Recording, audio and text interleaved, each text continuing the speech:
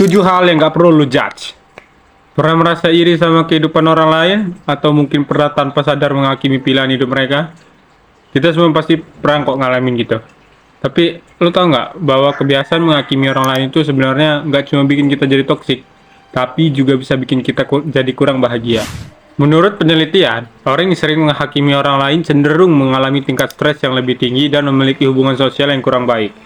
Selain itu, kebiasaan ini juga bisa menghambat pertumbuhan pribadi kita, karena kita jadi terlalu fokus pada kekurangan orang lain daripada memperbaiki diri sendiri. Jadi, apa sih masalah sebenarnya dari kebiasaan menghakimi orang lain? Masalahnya adalah karena nggak subscribe. Bercanda. Masalahnya adalah kita seringkali membuat penilaian berdasarkan pandangan pribadi kita yang terbatas. Tanpa mengetahui konteks yang sebenarnya, kita lupa bahwa setiap orang punya cerita hidup yang berbeda-beda, dan kita nggak punya hak untuk menghakimi mereka. Saat ini banyak orang masih kesulitan untuk mengatasi kebiasaan menghakimi orang lain.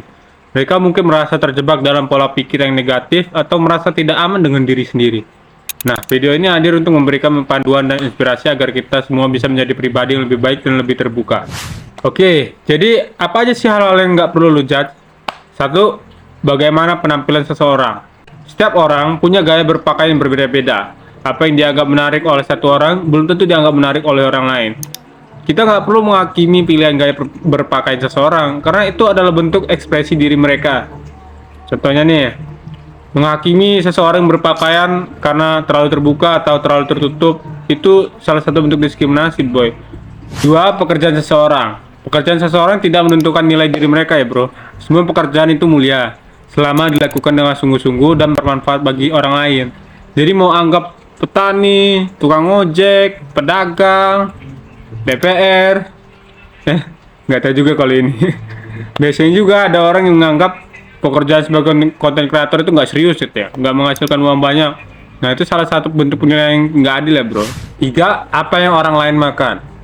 Pilihan makanan seseorang itu dipengaruhi oleh berbagai faktor, bro. Jadi seperti budaya, kesehatan, dan preferensi pribadi dirinya sendiri. Kita nggak perlu ikut campur lah atau mengomentari pilihan makanan orang lain. Mau dia makan bubur, nasi, roti, bakso, mie ayam lah, itu semua nggak boleh lu judge, bro.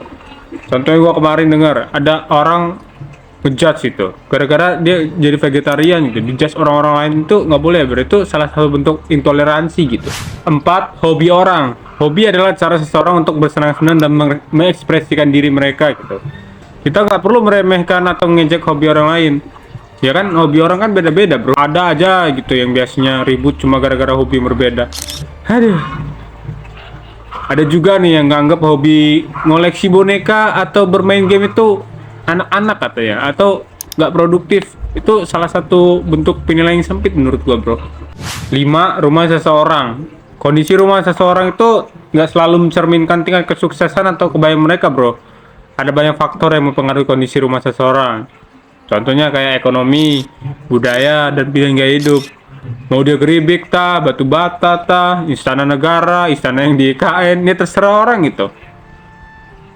Nah, gue biasanya sering dengar gitu, orang yang tinggal di rumah kecil atau sederhana itu miskin gitu ya, atau nggak bahagia, itu adalah bentuk stereotip yang buruk gitu, bro. 6. Keluarga seseorang. Setiap keluarga itu punya dinamika yang berbeda-beda, bro. Kita nggak perlu ikut campur atau menghakimi masalah keluarga orang lain. Apalagi gara-gara standar TikTok nih, mulai bermunculan keluarga-keluarga yang katanya harmonis. Cuma kita yang nggak tahu aja, bro, kondisi di belakang layarnya gimana kan. Ada yang menganggap keluarga yang tidak sesuai dengan standar tadi itu keluarganya nggak ideal gitu katanya. Itu salah satu bentuk diskriminasi menurutku, bro. 7. Kesalahan masa lalu seseorang. Gue yakin setiap orang pernah membuat kesalahan kok. Kita semua berhak untuk belajar dari kesalahan dan memperbaiki diri gitu. Ini reminder buat kita semua juga, termasuk gue juga.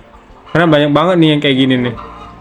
Contohnya nih, kayak mengingat-ingat kesalahan masa lalu seseorang, terus diungkit-ungkit terus itu.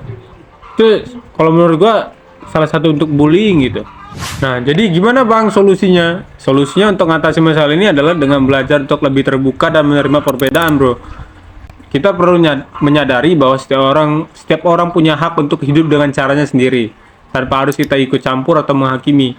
Dengan begitu, kita bisa membangun hubungan yang lebih positif dengan orang lain dan juga dengan diri sendiri gitu. Oke, bro, jadi kita sama-sama belajar aja lah ya untuk lebih menghargai perbedaan dan berhenti menghakimi orang lain. Dengan gitu kita bisa ciptain dunia yang lebih positif lah dan penuh kasih sayang. Yaudah, gitu aja.